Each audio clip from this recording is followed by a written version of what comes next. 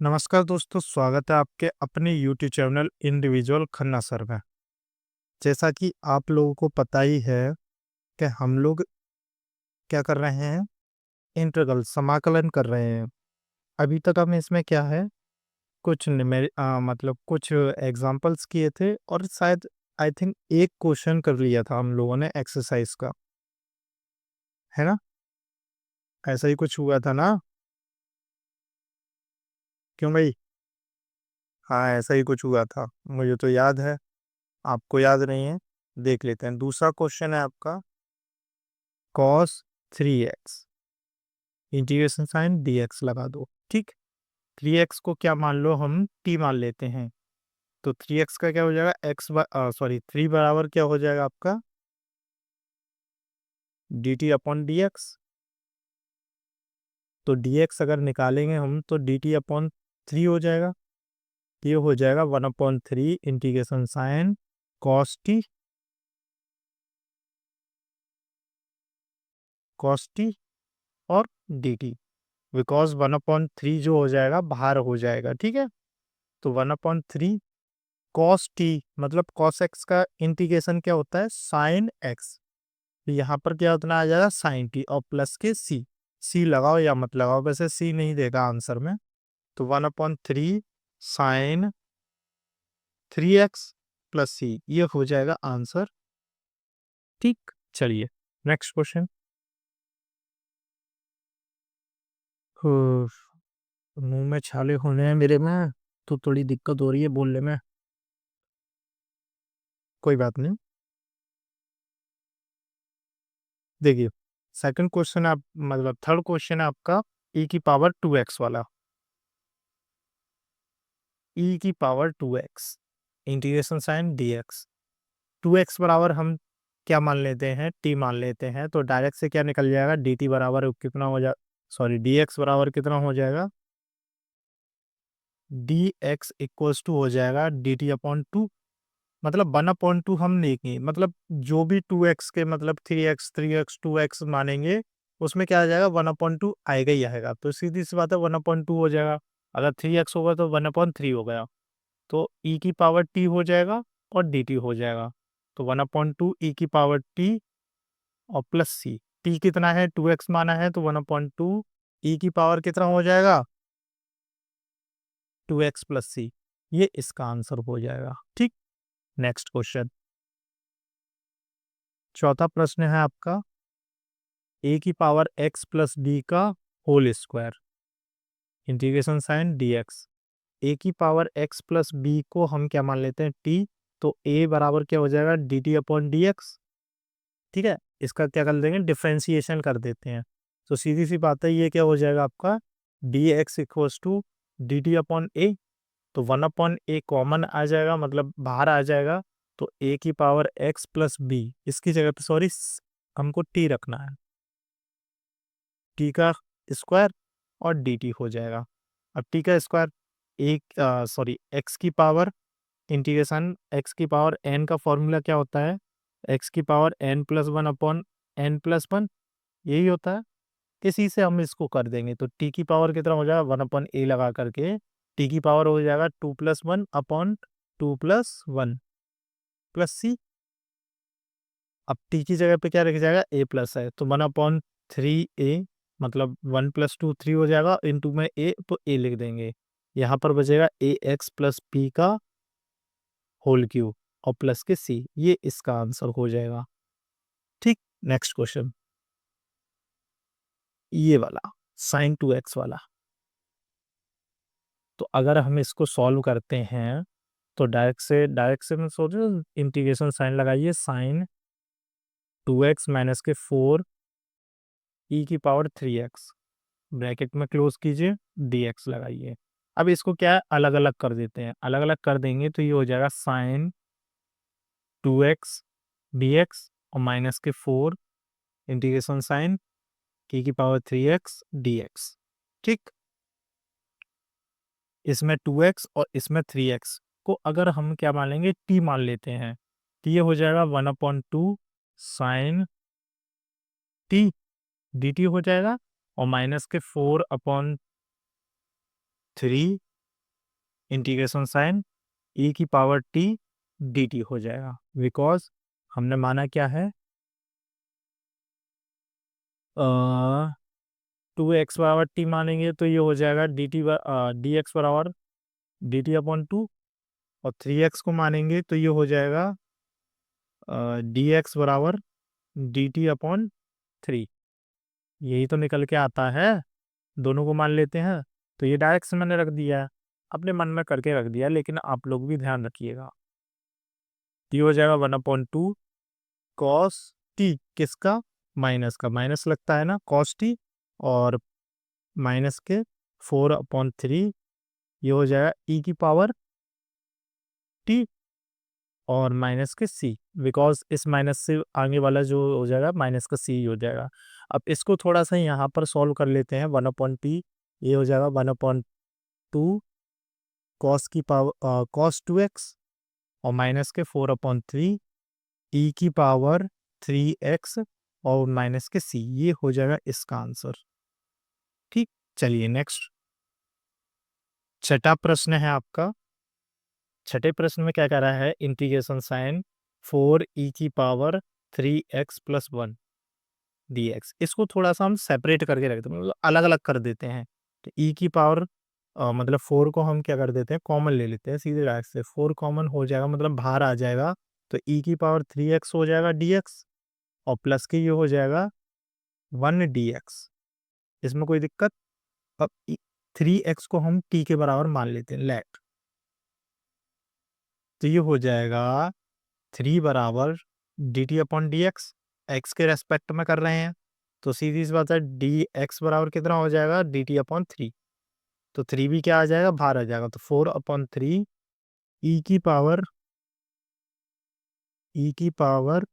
t dt, और plus के क्या हो जाएगा 1 dx। इसको रखेंगे हम, इसमें तो कुछ मान नहीं सकते, तो 1 dx आ जाएगा। तो इसको हम क्या कर देते हैं, इंटीग्रेट कर देते हैं हम, 3 e की पावर t हो जाएगा, और प्लस c चलेगा, और प्लस के x प्लस c ये चलेगा, c मतलब 2c बराबर बराबर c ही होता है, ठीक है ना। इसमें कोई ना आर्बिट्री कांस्टेंट वैल्यू है, मतलब स्वतुल्य होती है, ठीक है ना, ध्यान रखिएगा।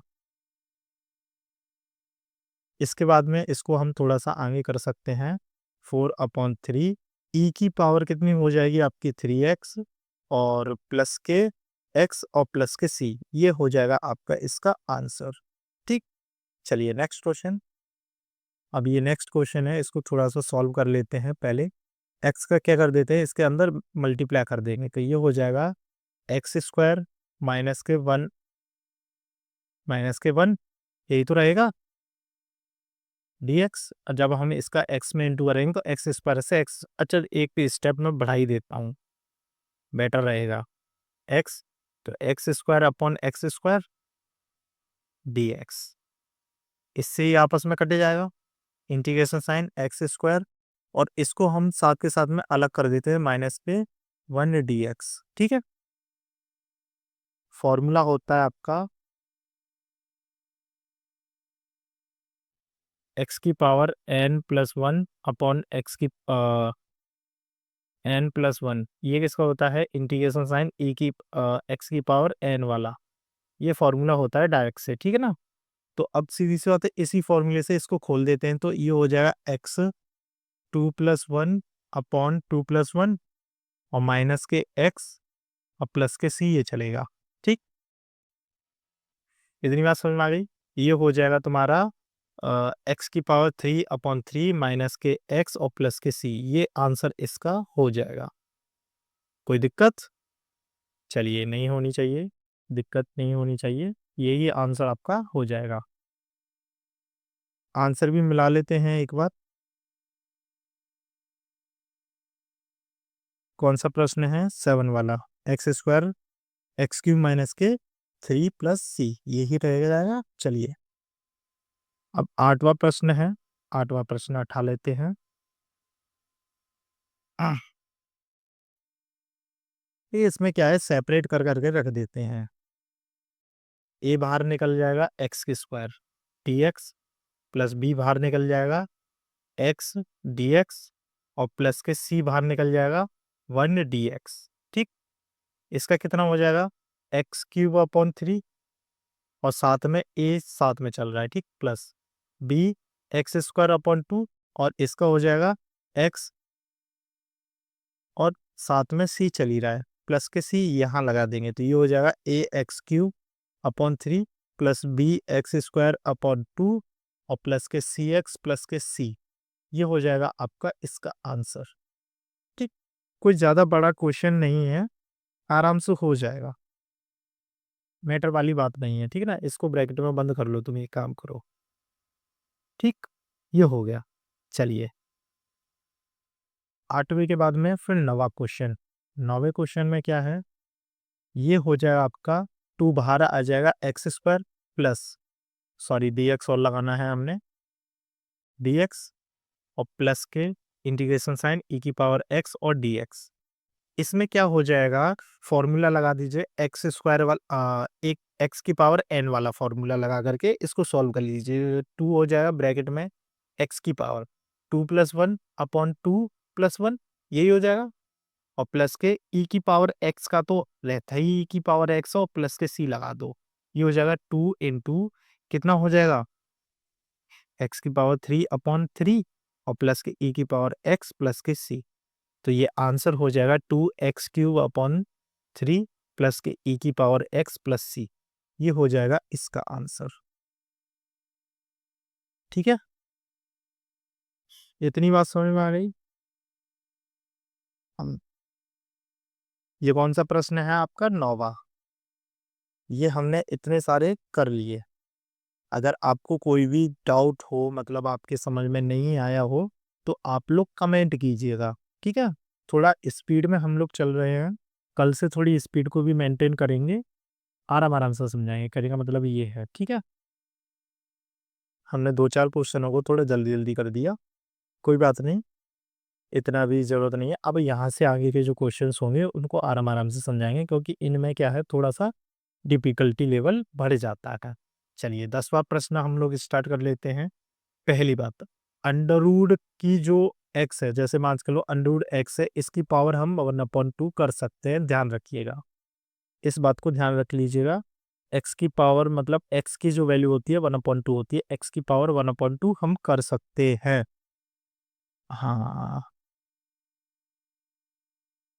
एक्स की पावर 1/2, ठीक है, ध्यान रखिएगा। चलिए थोड़ा सा सॉल्व कर लेते हैं इसको। चलिए सॉल्व कर ही लेते हैं, कैसे सॉल्व करेंगे वो अब देख लेते हैं, ठीक है। इसको थोड़ा सा सॉल्व करो। तो इसमें क्या है, एक फॉर्मूला होता है x - 1/x का होल स्क्वायर बराबर क्या होता है, x² + 1/x² -2। ये फॉर्मूला होता है, इस फॉर्मूले से इसको हम सॉल्व कर ले, मतलब खोल लेते हैं। तो इंटीग्रेशन साइन अंडर रूट में अंडर रूट एक्स का होल स्क्वायर प्लस के 1/√2 का होल स्क्वायर, ओ सॉरी एक्स का whole square.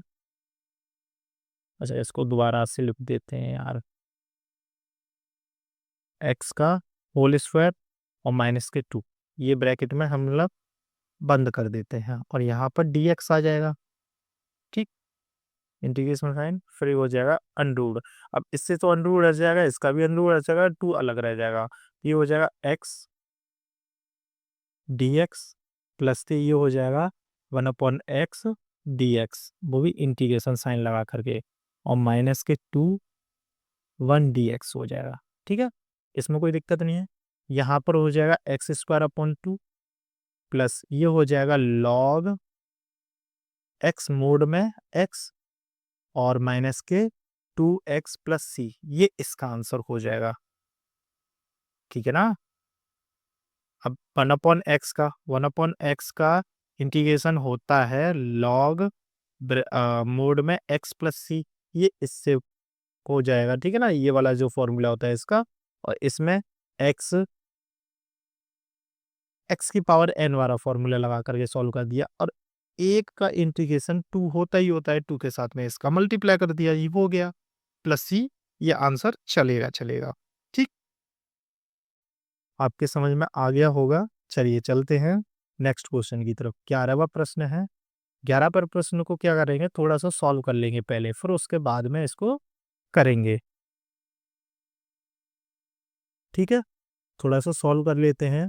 Integration sine x को सेपरेट सेपरेट रख देते हैं। एक्स की power 3 x square plus 5 x square upon x की पावर 2 और माइनस के 4 अपॉन एक्स स्क्वायर। ये हमने सेपरेट सेपरेट रख दिया dx। इससे ये वन टाइम कटेगा, इससे ये पूरा कट जाएगा, ये ऊपर चला जाएगा। इंटीग्रेशन साइन यहाँ पर कितने बचेगा x dx कर देंगे प्लस 5 बाहर आ जाएगा, यहाँ पर बचेगा 1 dx हो जाएगा और माइनस के 4 बाहर आ जाएगा, x की पावर माइनस के 2 dx हो जाएगा। इतनी बात समझ में आ गई? आ जाने भी चाहिए। तो यहाँ पर ये हो जाएगा एक्स स्क्वायर अपॉन 2 हो जाएगा प्लस ये हो जाएगा 5x और ये हो जाएगा माइनस के, इसमें भी जैसे माइनस के 2 + 1 करेंगे तो डायरेक्ट से माइनस का 1 बचता है, यही तो पता होता है। तो 4 यहाँ पर बचेगा x की पावर माइनस के 1 अपॉन माइनस के 1, ये हो जाएगा dx। ठीक, इसको थोड़ा सा और सॉल्व कर लेते हैं। तो ये हो जाएगा एक्स स्क्वायर अपॉन 2, यहाँ पर बचेगा प्लस के 5x और माइनस से ये माइनस क्या हो जाएगा प्लस, ये हो जाएगा 4 अपॉन एक्स और प्लस के c चलेगा ही चलेगा। सॉरी dx मैंने यहाँ पर लगा दिया है, ये dx नहीं आएगा, यहाँ पर प्लस c आएगा। ठीक, इस बात को ध्यान रखिएगा, ये आंसर आपका हो जाएगा। ठीक, छोटे छोटे क्वेश्चंस हैं, कोई ज़्यादा बड़े बड़े हैं नहीं, आराम से हो जाने चाहिए, इतनी कोई बड़ी बात नहीं है। ठीक है, जब बड़े बड़े क्वेश्चंस आएंगे तो हम बीच में क्या है क्वेश्चंस को भी रखेंगे, मतलब पेज भी रखेंगे साथ में। अब ये जो है क्वेश्चन है, इसको थोड़ा सा सॉल्व कर लेते हैं। को सॉल्व करने से पहले क्या है, थोड़ी सी बातें भी जान लेते हैं, या फिर आज के लिए इतना ही काफ़ी है, बाकी का हम लोग बाद में करेंगे। ठीक है, आज के लिए इतना ही काफ़ी है। ठीक है ना, 12वें क्वेश्चन से हमें स्टार्ट करना है, आज के लिए इतना ही काफ़ी है, बाकी का हम लोग मिलते रहेंगे। तब तक के लिए भाई आप पढ़िए, लिखिए और पढ़ते रहिए। ठीक है, डिप्रेशन में जाने की कोई ज़रूरत नहीं है। मैं मानता हूँ कि तीनों सब्जेक्ट क्या है आपके लेंदी है, लाइक फिजिक्स, केमिस्ट्री और मैथ। ये भैया थोड़ा सा ये तो थोड़ा इजी पड़ जाएगा, क्योंकि पहले जो थी मैथ आपके पास में वो बहुत ही ज़्यादा क्या थी, लेंदी हो जाती थी, मतलब नंबर ऑफ क्वेश्चंस ज़्यादा होते थे। यहाँ पर नंबर ऑफ क्वेश्चंस कम है, केमिस्ट्री में भी सेम है, फिजिक्स में भी सेम है। आपके कॉन्सेप्ट मतलब जो कॉन्सेप्ट्स दे रखे हैं उसमें थोड़ी कमी भी हुई है, कोई दिक्कत नहीं है, बाकी का सब ठीक है। चलिए, ये बाकी का हम लोग कल करेंगे। ठीक है, आज के लिए इतना ही काफ़ी है।